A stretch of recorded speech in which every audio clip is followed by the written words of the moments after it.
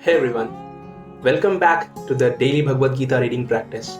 In the last video, we had concluded chapter 1 with Arjuna refusing to fight and keeping aside his bow and arrow. So, in this chapter, which is named as Contents of Gita Summarized, we will see, as the chapter name suggests, the crux of the entire knowledge given by Lord Shri Krishna to Arjuna. In this chapter, Krishna will be speaking most of the verses, thereby enlightening Arjuna with the eternal knowledge of life. Today we will see text 1 to 3 of chapter 2. Let's get straight to text 1 of chapter 2. Text 1. Sanjaya Uvach Tam Tatha Kripayavastam Ashru Purna Kulekshanam Visidantam Idam Vakyam Uvacha Madhusudana. Sanjaya said, seeing Arjuna full of compassion and very sorrowful, his eyes brimming with tears, Madhusudana, Krishna, spoke the following words. Material compassion, lamentation and tears are all signs of ignorance of the real self. Compassion for the eternal soul is self-realization. The word Madhusudana is significant in this verse.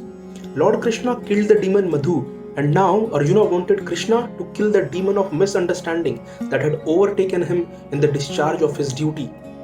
No one knows where compassion should be applied. Compassion for the dress of a drowning man is senseless. A man fallen in the ocean of nescience cannot be saved simply by rescuing his outward dress, the gross material body.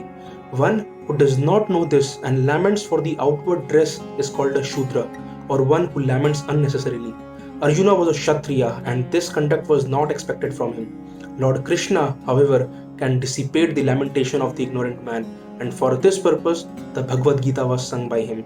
This chapter instructs us in self-realization by an analytical study of the material body and the spirit soul, as explained by the Supreme Authority, Lord Shri Krishna. This realization is made possible by working with the fruitive being situated in the fixed conception of the real self. Text 2. Shri Bhagavana Uvach Kutastva Kashmalam Idam Vishame Samupasthitam Anarya Jastam Asvargayam Akirti Karam Arjuna. The Supreme Person, Bhagavan, said, my dear Arjuna, how have these impurities come upon you? They are not at all befitting a man who knows the progressive values of life. They do not lead to higher planets, but to infamy. Krishna and the Supreme Personality of Godhead are identical. Therefore, Lord Krishna is referred to as Bhagavan throughout the Gita. Bhagavan is the ultimate in the absolute truth. Absolute truth is realized in three phases of understanding, namely Brahman, or the impersonal all-pervasive spirit, Paramatma, or the localized aspect of the Supreme within the heart of all living entities, and Bhagavan, or the Supreme Personality of Godhead, Lord Krishna. In the Srimad Bhagavatam, this conception of the absolute truth is explained thus: Vadanti tat tattva vidas tattvam yaj jnanam advayam brahmeti paramatmeti Bhagavan iti shabdyate. The absolute truth is realized in three phases of understanding by the knower of the absolute truth, and all of them are identical. Such phases of the absolute truth are expressed as Brahman, Paramatma, and Bhagavan. This is from Bhagavatam 1.2.11. These three divine aspects can be explained by the example of the sun, which also has three different aspects, namely the sunshine, the sun's surface, and the sun planet itself. One who studies the sunshine only is the preliminary student. One who understands the sun's surface is further advanced, and one who can enter into the sun planet is the highest.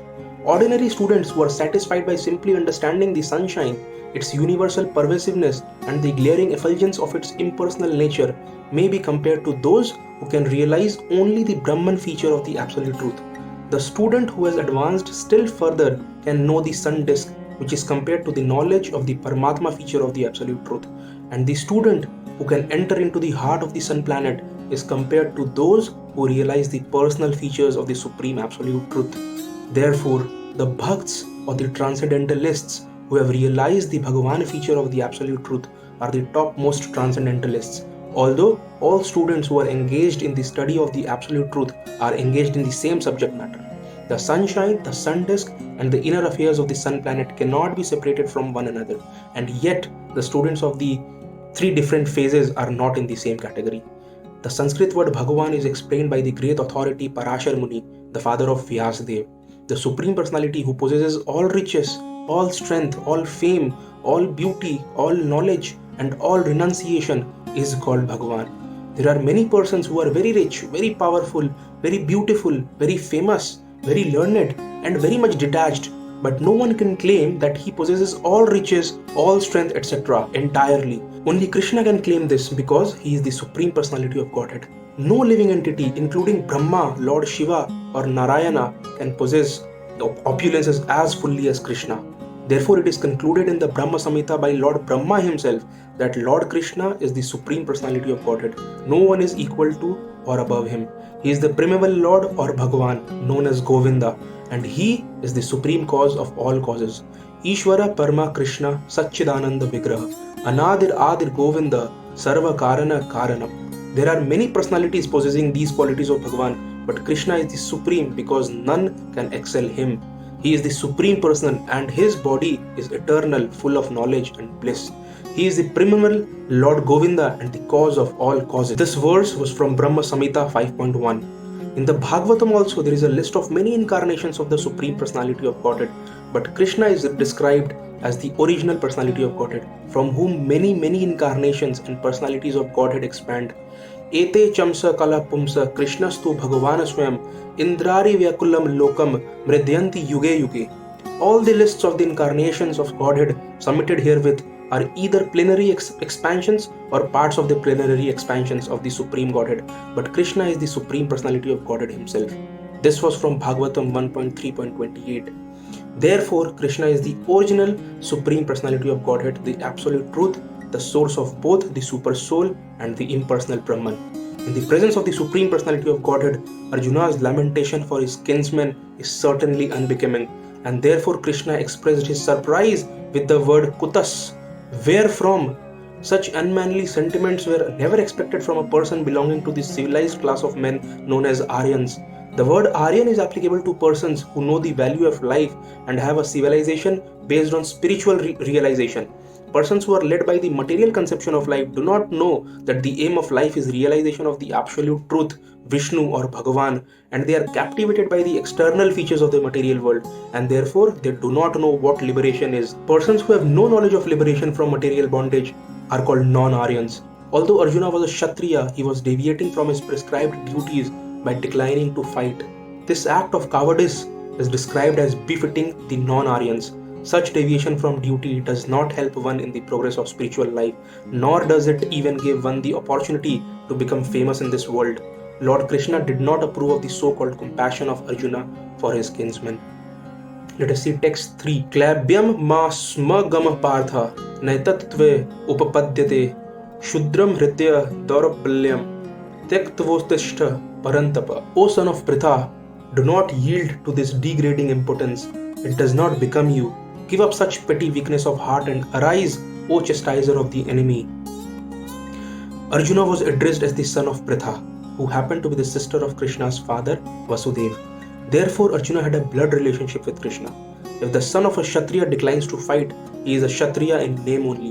And if the son of a Brahmana acts impiously, he is a Brahmana in name only. Such Kshatriyas and Brahmanas are unworthy sons of their fathers. Therefore, Krishna did not want Arjuna to become an unworthy son of a Kshatriya.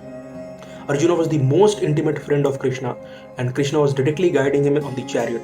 But in spite of all these credits, if Arjuna abandoned the battle, he would be committing an infamous act. Therefore, Krishna said that such an attitude in Arjuna did not fit his personality. Arjuna might argue that he would give up the battle on the grounds of his magnanimous attitude for the most respectable Bhishma and his relatives. But Krishna considered that sort of magnanimity not approved by authority. Therefore, such magnanimity or so-called non-violence should be given up by persons like Arjuna under the direct guidance of Krishna. So friends, that was all about the first 3 texts from chapter 2. This chapter is going to be, as I said, mostly about the summary of all the learnings that can be drawn from Bhagavad Gita. And hence, it's very important that we understand each and every text thoroughly along with translation and purport. So, I will see you all in the next video. If you have tuned in here for the first time, do watch the intro video by clicking on the link above, and also watch the previous chapter videos in case you have missed it. Not to forget, do share with your near and dear ones and subscribe to the channel to get regular notifications. See you.